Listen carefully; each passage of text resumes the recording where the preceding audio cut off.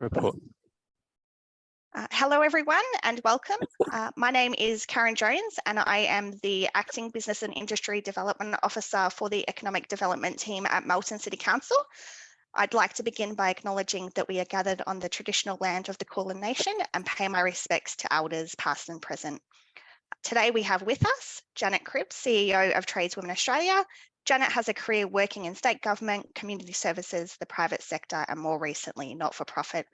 Tradeswomen Australia are working to encourage and support women who seek a career in trades and to support employers who want to reap the benefits of inclusive policies and practices for their employees and their business. We also welcome today Esther from Citywide, who will share Citywide's journey to a more inclusive workplace. Welcome to you both, and I'll pass it over to you, Janet, to get us started. Okay. Well, thank you so much, Karen and Nils, for the invitation. Really appreciate it. Can I also start by acknowledging the traditional custodians and the land in which we're gathered, and pay my respects to elders past, present and emerging. So it's now good afternoon, everybody. So thank you for asking me to come along and share some of our experiences at Tradeswomen Australia about what it is to recruit for a diverse workforce. And I thought, well, I would share some of the things that we do with organisations when we're talking about what it means to try and include everybody in a workforce. And the very first thing that we look at is, our biases. And so it's conscious and unconscious bias. So that's what I'll be talking about today. Just need to make my little screen work. And so Karen introduced a little bit of what we do at Tradeswomen in terms of it being a non-for-profit and trying to assist women into the non-traditional trades. And it really came about in 2019 with a woman called Fiona McDonald, who was a light vehicle mechanic who was hearing lots of stories about how hard it was for women to work in the trade industry. So Tradeswomen really emerged out of wanting to support women into trades, in terms of attraction and then retaining women in trades so that they can actually participate successfully. So we found that there was a few challenges and barriers that we needed to work through in order for that to actually happen. And part of that was the workplaces that that women were working in.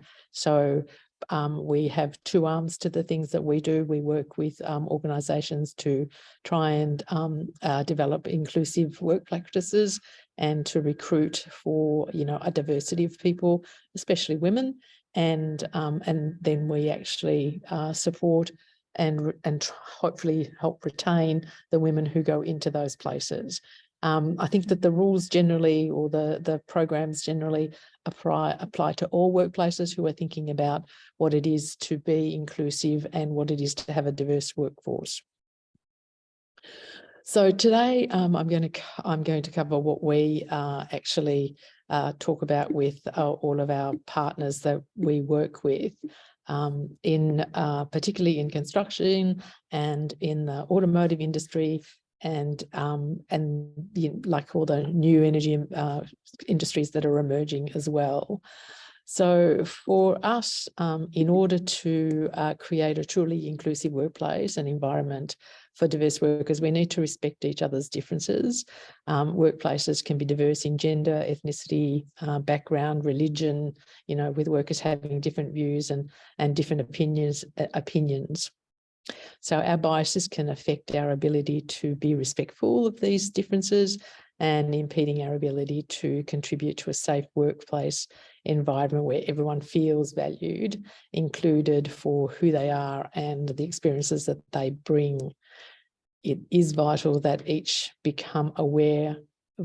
of us become aware of our own biases and challenge them so that we can build a great workplace culture and a place where everybody can contribute to success and to grow their potential and, to grow the potential of the organisation. And the bottom line, obviously, is about the productivity of an organisation.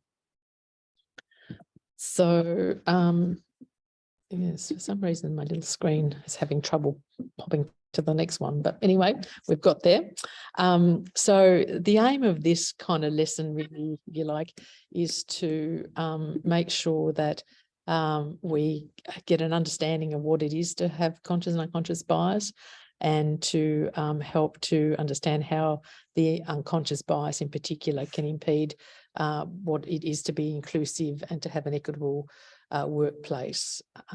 We also help you to identify and outsmart, as we say, our unconscious biases, and then have some positive outcomes created within the workplace once we've been able to identify our biases and challenge them.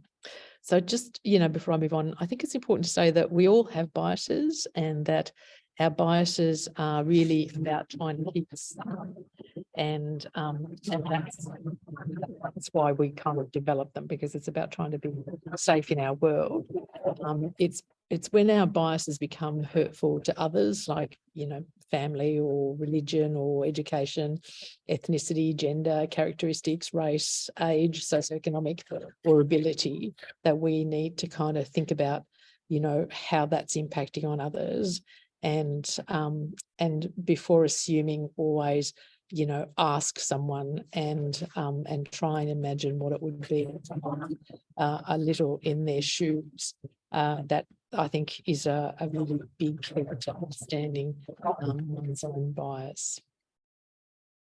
So what is unconscious bias?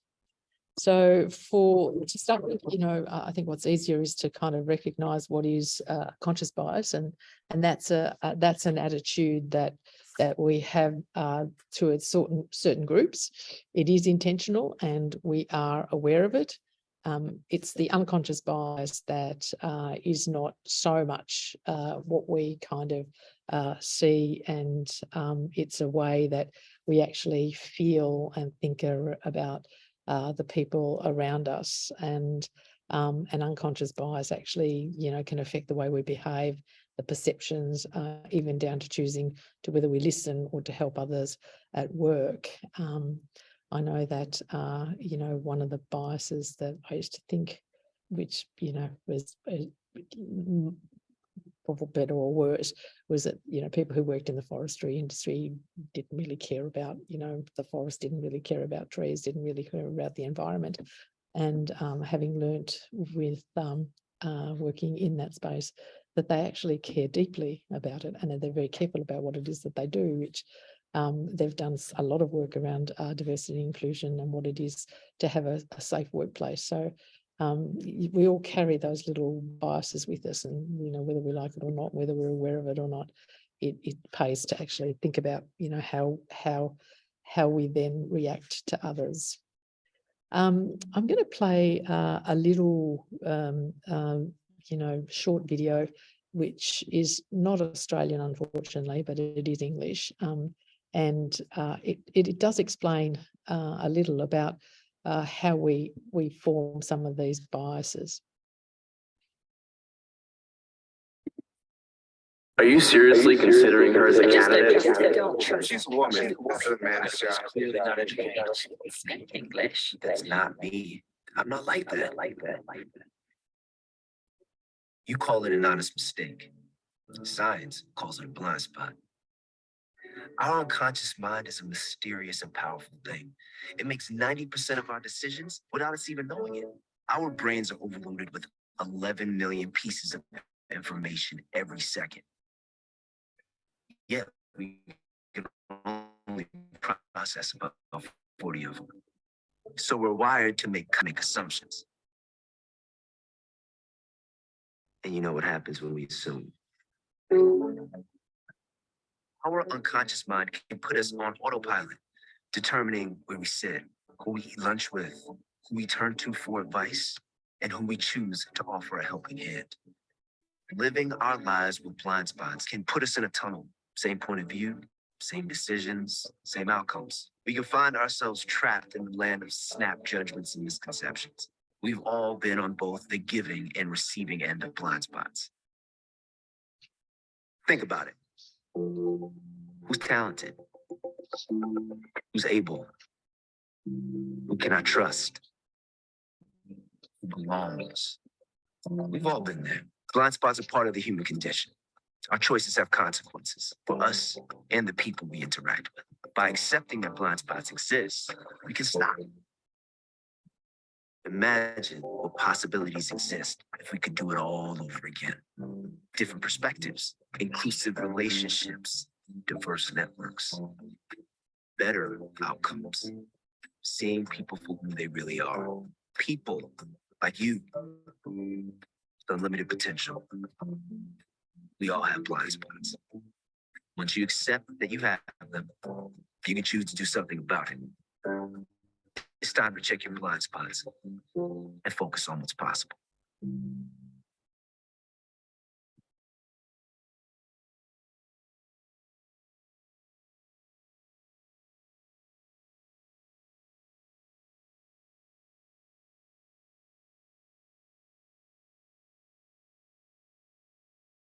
So I suppose that kind of takes in some of the obvious things that we might already know about, what's possible and what's not possible. And so I think understanding for us how our biases can affect others and our workplaces and affect our own world is really, it kind of gives us a better way of being able to work with people, be with people, and to support each other in our workplaces, and not just our workplaces, but in our lives, really.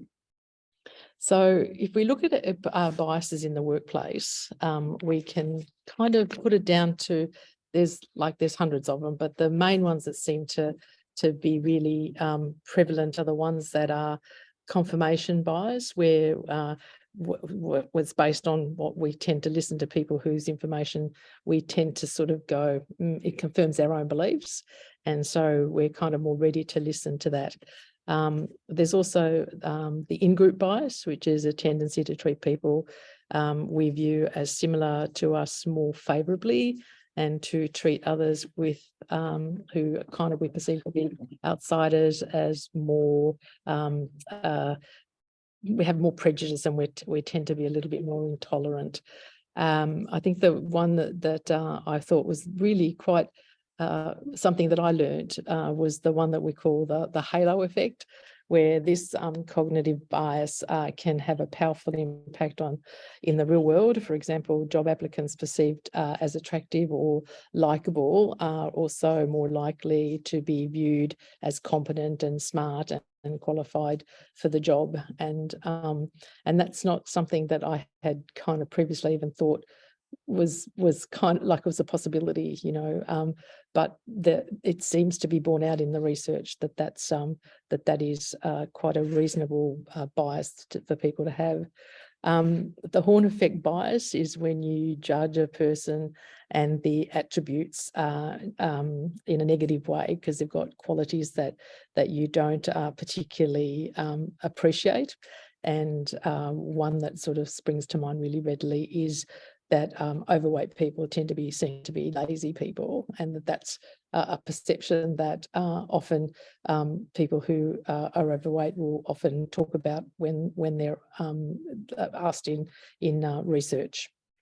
So then there's the obviously the affinity bias is when we have stories that we interpret as being something that we recognise as part of ourselves, and that we think that that it's something that we can relate to, and we find that it's part of our critique, and so we tend to sort of gravitate towards that. So there's so many more biases, and if you were interested, I could give you heaps more information about it. Happy to share that. So one of the things that we obviously work with is the gender bias, and trying to overcome what that is in a workplace, how we stereotype, looking at performance evaluation, what assignments, people are assigned to, how we deal with leadership and the development around that, and the meritocracy that we you know, often come up against in terms of the best person for the job, and the best person for the job may not always be a woman, and we hear that argument all the time. But the basis in which people apply for these jobs often have discrimination behind it. Of course, you know, the outcomes of this is that the pay gaps are still, you know, pretty high, and one of the things that we don't often hear about is how far our pay gaps are behind the rest of the world. I think that we're kind of like number 35 or something. Yeah, we're 35th in the world in terms of the gender pay gap, and that's underneath Nicaragua and Mozambique and Cuba. Their pay and the gender pay gap is better in those countries than it is in our own. Of course, now we know that discrimination and harassment has actually been outlawed, so there's form for not having to put up with that. The other thing that we also do is look at the age bias, and one of the surprising things of being in tradeswomen Australia has been that trying to place apprentices, we find that employers often, the very first question they will ask, or GTOs or RTOs when they're trying to place apprentices, is how old are they? And if they're over the age of 21, they're considered old. And so that really impacts, whilst they won't say that, you know, no outright, they say that we're looking for someone preferably between the ages of 16 and 18 is where they're kind of targeting. And so there is a lot of discrimination still in this industry, particularly in the trades industry, for people who are over the age of 21 or people who are changing careers. We know that people who are over the age of 21 and who are in a changed career mode are actually probably much more reliable and able to stick through and stay with an apprenticeship. And so I think slowly that attitude is starting to change, but it certainly makes a big difference in the pay. And so usually people over the age of 21 are supporting themselves, living at a home, and there's a whole conversation around a review of what it is an apprentice gets paid and who the apprentice was in the first place. So we look at what we can do to actually impact on that from our perspective. Obviously, stereotyping, discriminating against colour, ethnicity, and where people come from. You know, this morning we were talking with a group of people who had direct discrimination because of their ability to be able to fully understand the English language, or indirectly because they come from a particular part of a country that wasn't looked on favourably. So that discrimination for people who are trying from another country, another race, another culture, becomes really pertinent when you're at the coalface. And often, whilst we have laws that outlaw that sort of, you know, the bullying, the harassment and lack of opportunity, even the poor treatment, it doesn't always augur in workplaces. And I think people doing education, being aware of their own biases, being aware of how they respond to people, being aware of the attitudes that we carry towards people, makes it much easier for us to be able to understand how we can better support each other in that space. So how do we challenge our unconscious biases? So doing exactly what you're doing now in terms of doing some of that awareness training, that is really, really important. And that enables in a short period of time for us to just start to think about, you know, what our perceptions are, what our attitudes are, you know, like how we behave towards people. What are the things that our attention gets drawn most to? How do we listen? It's really important just to be, you know, like personally aware. We've all got a responsibility to ensure that we can be the best people that we can possibly be. And so it's not just for a work environment to say, well, we've got a policy here and And this is what we have in terms of set expectations, because we've all got codes of conduct, and we all know that we wouldn't be in this job if people all conform to the code of conduct and said, yes, you know, that's fantastic, and we'll just follow it because that's what you expect. Because it doesn't often happen, and we don't know why. Sometimes because we don't totally understand our own biases in this space. So one of the other ways that you can counteract that, obviously, is with transparency, making sure that when decisions are made and criteria are set, that they're really clear, and that people can see the logic behind the decisions that get made. And like I said, we're all responsible. We all have to take personal responsibility in the way that we behave towards one another, the way we perceive one another, our attitudes towards each other. And work environments that do best are the ones that can have open dialogue, where there are issues, that there are processes in place to be able to deal with the issues that arise, or if there are concerns, to be able to deal with those concerns in an open, transparent, and an encouraging, supportive way. We find, obviously, even for ourselves, that if you can actually talk something through openly and honestly, we get to resolve issues much faster than going, sitting with them, or festering, or assuming that, you know, how the person has behaved towards us was personal. Because I can tell you 90% of people's actions are particularly impersonal and come from something that's happening in their own life, as opposed to you, the person that's in front of them. And that's a really interesting, that's a whole other topic, but it's really important to try and understand what the person has, where they've come from, and why they've responded the way they have. It just makes for better relationships. So we try and look at what it is to have equity in the workplace, because we often hear, you know, equality is really important, but equality is like, you know, treating someone the same, and equality kind of like is an end goal, and equity is a kind of like it's like the means to getting there. I think someone once said that it was really like, I'm just trying to think. It's like being invited to a dance, and that's equality, but equity is being asked to dance, you know, so that it's, you know, asked to be taken, to take part in it, and to find that you're on the dance floor as well, being given the opportunity to actually dance instead of just watch. And I like this image because it really demonstrates in a visual that, you know, we all want to see over the fence. We all want to be able to watch the game.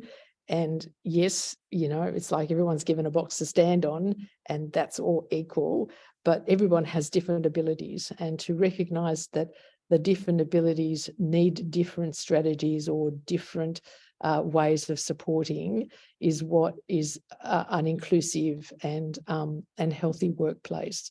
So it's really important to say, well, it's not just about the meritocracy or something, and that, you know, everyone, it's open for everybody, and you can see this. The way that you write your advertisement is, you know, is going to give you the sway, or the way that you word something, whether the language is inclusive or not, is going to actually make a difference to whether women apply or not.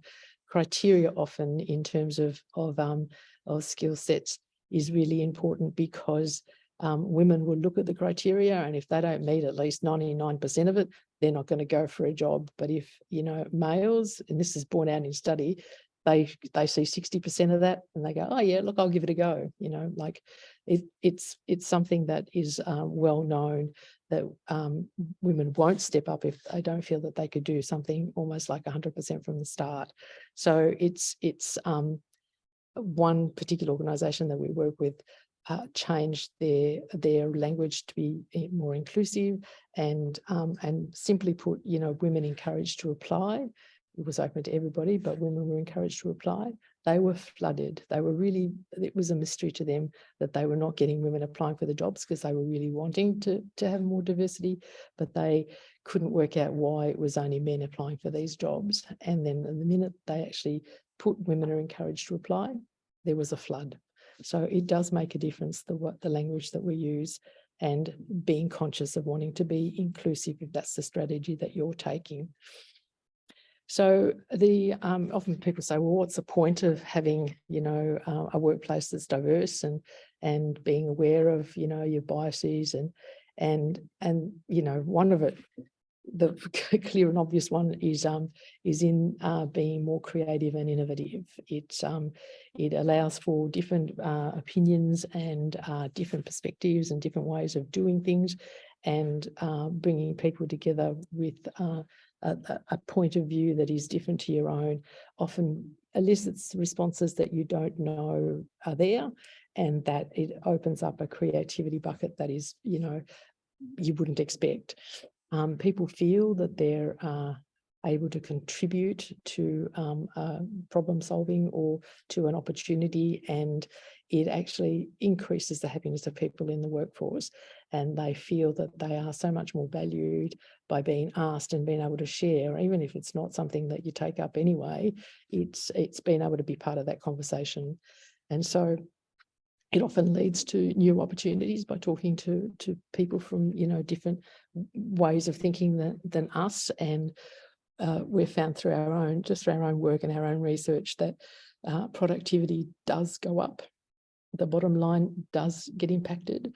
People spend less time away from work, so there's less absenteeism.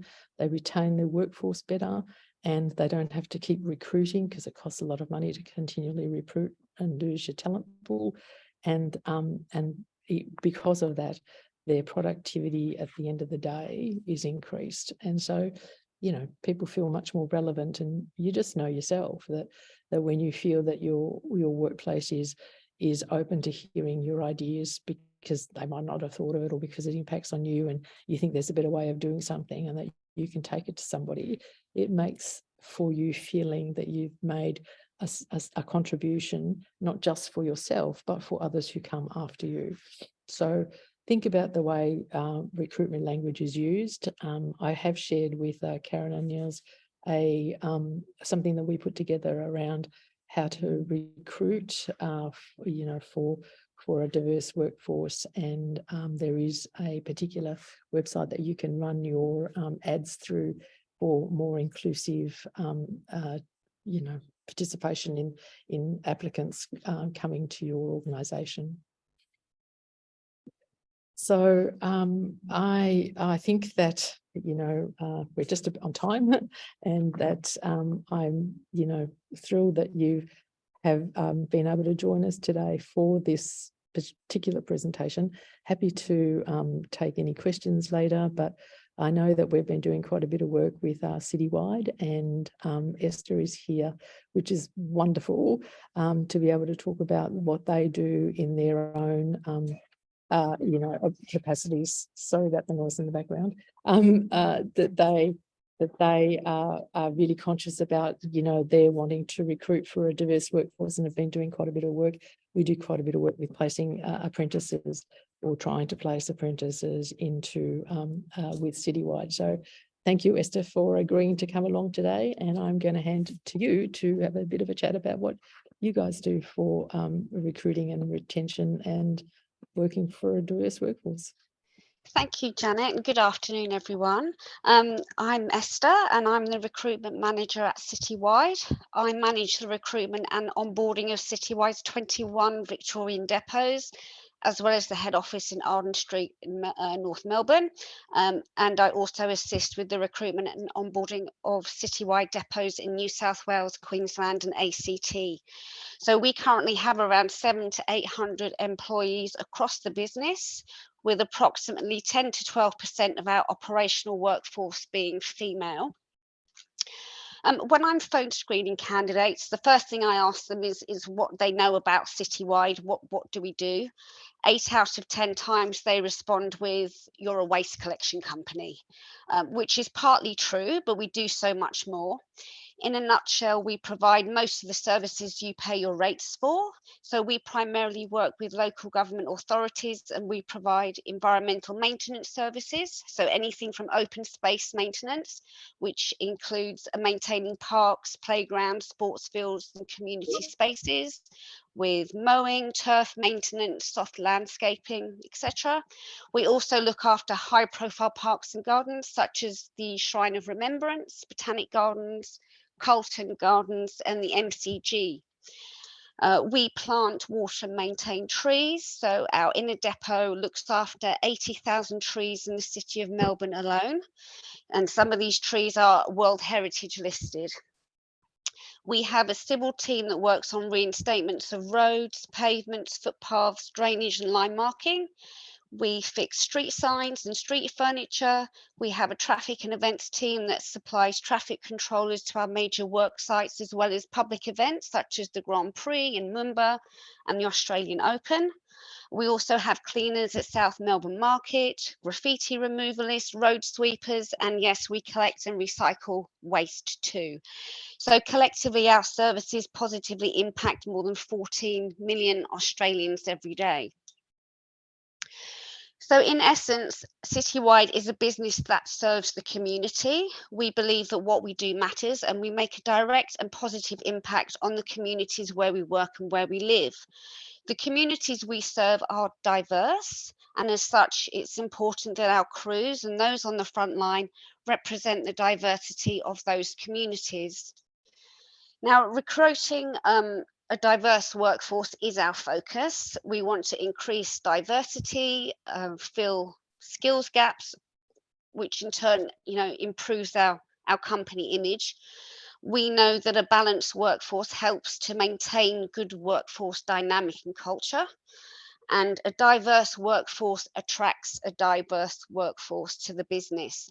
So one of the important benefits of having more women, for example, in the front line of our business, is that it encourages more women to come into our business. We also know that companies that adopt their recruitment strategies to encourage diversity and inclusion will be in a better place to attract top talent in the future. We're all aware of the labour challenges facing many businesses at the moment, and I have to say, in my 15 years plus experience in recruitment, I haven't experienced a similar time where it's been so challenging attracting the right people with the right skills and qualifications and work ethic to fill vacancies. Simply placing an ad on Seek and hoping for the best isn't enough. So more and more, we're finding that we have to shake up our recruitment activities and become more strategic to attract labour into the business and retain that labour. Women are a crucial talent pipeline for our business today, particularly for our field-based frontline roles. So the question we asked ourselves is, how can we attract more women and girls into the business, and how can our recruitment practices be improved to encourage more women into the business? Now, our frontline roles are traditionally male dominated. For example, waste truck drivers, arborists, asphalters, street sweepers, mow operators, tree maintenance team members. The challenge has been, how do we recruit these skills into the business, and how do we attract more women into these roles? We try and steer away from direct language in our more traditional recruitment strategy to attract female workers. So we've been looking more at the imagery we're using on our website and our job ads. For example, we're using images of women in trades roles to show women that they can do these roles, and that we are a business that actively encourages diversity. We've also added video to our job ads with testimonials from some of our female frontline workers. Now, they talk of the culture and opportunities for training within the business, which is very important. They also say how they love working outdoors and driving the trucks and operating the machinery, and also how generally the work culture has changed in the more male-dominated environments, with women being accepted and treated equally as part of the team. Using these strategies also creates role models for women looking to embark on a trade career. Another way of of attracting women into our field-based roles is through our website and job ads, is to highlight job share opportunities and the work-life balance we offer in our roles. Also, very important is our job training and development. We want to market our trades opportunities as careers for women and not just a job. Now, I mentioned role models briefly, which is very important when trying to attract more women into our workplace. We're very fortunate at Citywide that we have female operations supervisors and leaders who are actively involved in the recruitment and interview process when building their teams. Some of these female leaders actually started off on the tools at Citywide and have progressed through the business. Thus an illustration of the strong career pathways we offer women at Citywide. We've also found that building relationships with organisations that advocate for women in trade, such as Trades Women Australia and Women in Trucking Australia, has also been most beneficial to the business, not only in recommending fabulous female candidates for our workforce that are job ready with the tickets and skills that we're looking for, but also in helping us focus on what we can do better as a business to attract and retain top female tradie talent. Last month, an all-female Citywide team attended the TradesFit Expo to fly the Citywide flag, which was a 2-day event at Jeff's Shed. Now, this was aimed at female and non-binary students in years 10 to 12, their parents and school careers advisors.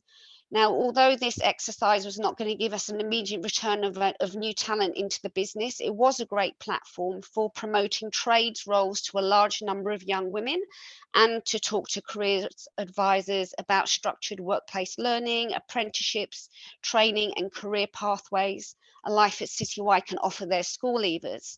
It was also an opportunity to encourage these young students to think about trying out a trade for their year 10 work experience perhaps.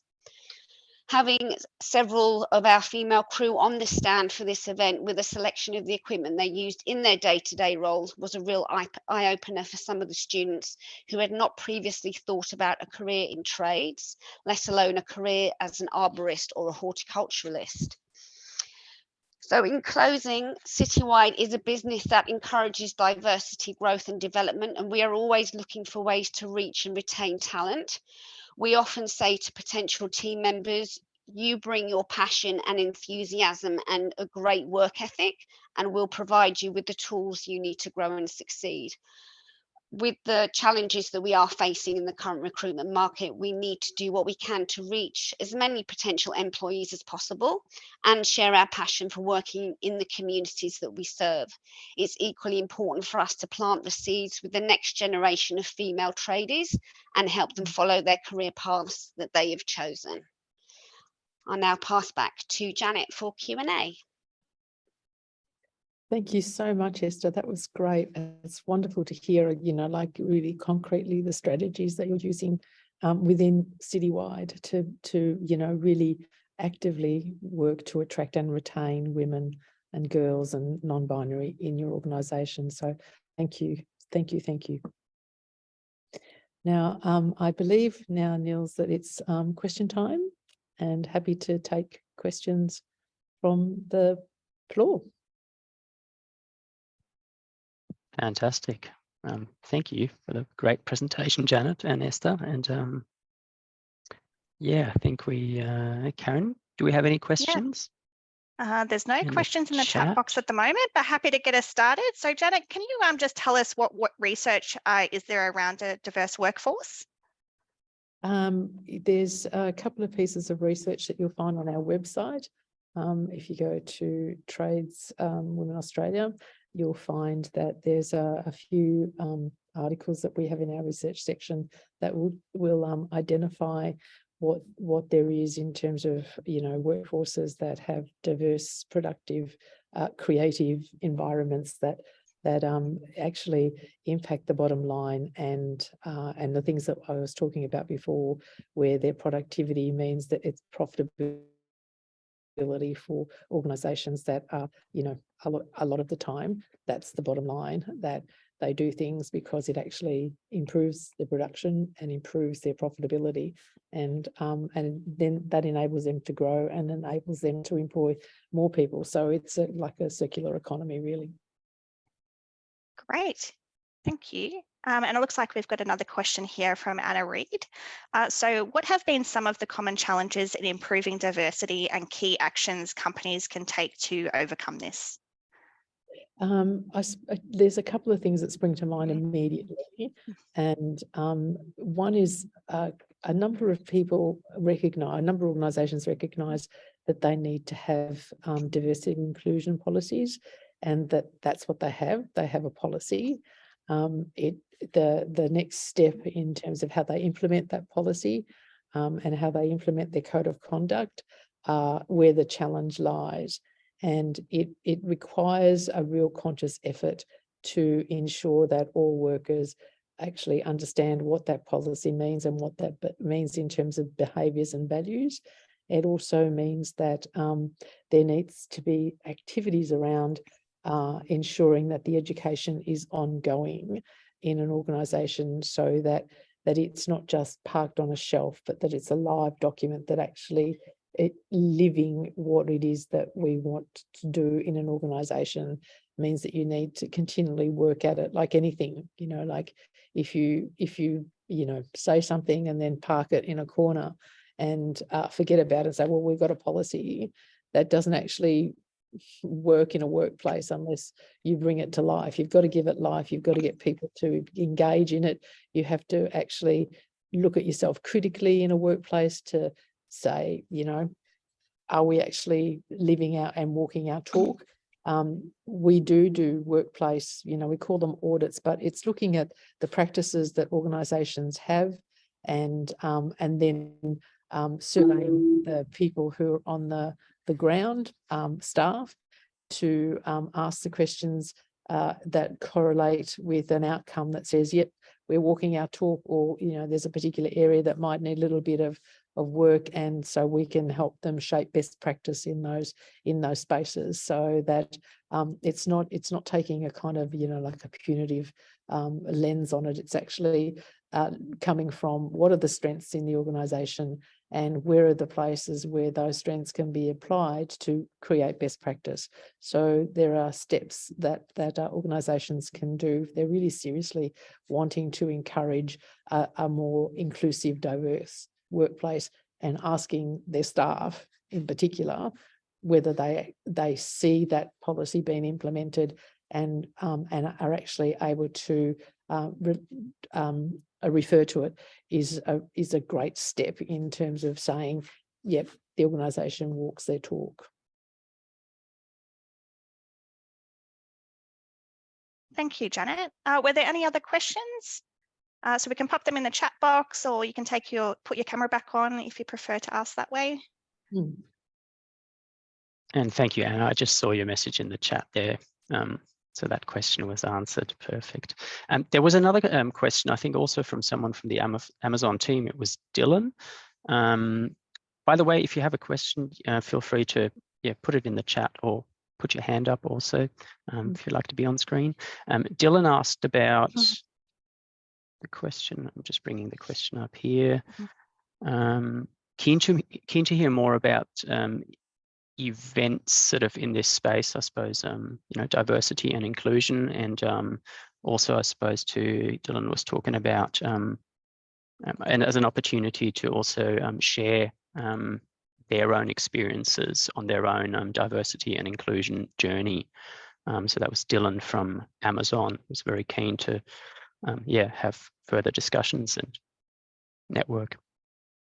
Yeah, I think that it's great to reach out and talk with others about what they're doing, and I suppose that's the thing that we do when we do the audits is that we see across the board the organizations that have best practice, and then we share that in terms of being able to link people to networks and say, go and talk to so and so over there, because they've just gone through the same process and this is what they've done and this is what they do really, really well, and then to be able to share that the information that says these are the issues in a particular place, and we can actually assist by practical skills, by giving you practical advice around what can work in your workplace.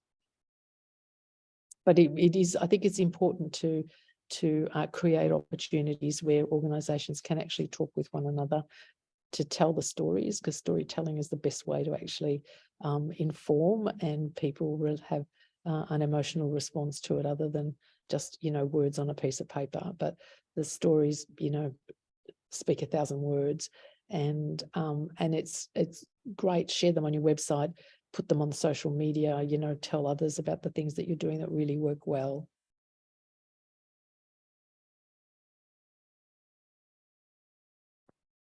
Great, thank you, Janet. Were there any other questions?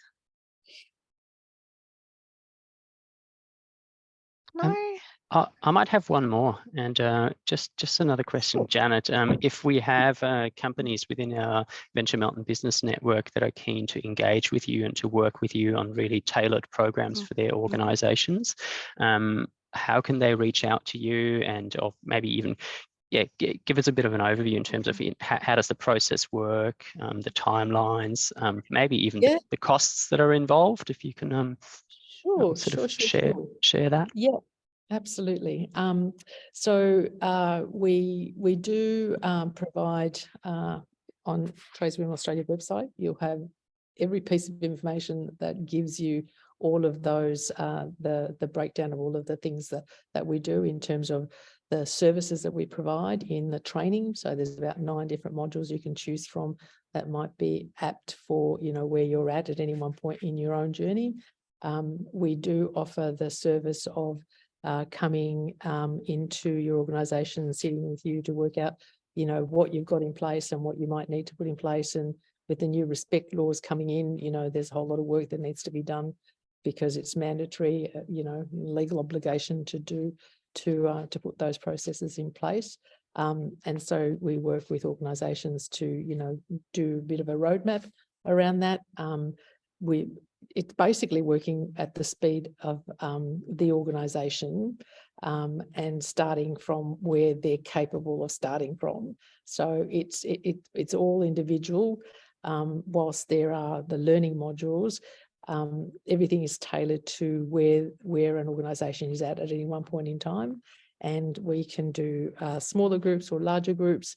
And generally, I can say that it's between $150 and $200 for a session, a group session, and an audit is it depends on how many days it will take to do. So we scale it to bigger organisations, obviously have more capacity, and smaller organisations have a lesser in terms of financial. But if organisations get together and want to pool for a particular service, they can do so. It doesn't have to be just one organisation. We can work with a few at a time. It just makes it less costly to do that. The fee will be the same, but it's just shared amongst 2 or 3 organisations. Just means that it's a dual thing, and it does actually help. I know that we worked with the automotive industry for a couple of years, looking at particularly mental health and well-being and diversity and inclusion, and their productivity at the end of the day did go up. Their mental health improved by 10%, which is really, doesn't sound like much, but when we did it over a COVID period where people's mental health were really suffering, it was a really great outcome. And all the companies that we work with all employed more women in their workplaces once they had finished doing the training and doing the modules.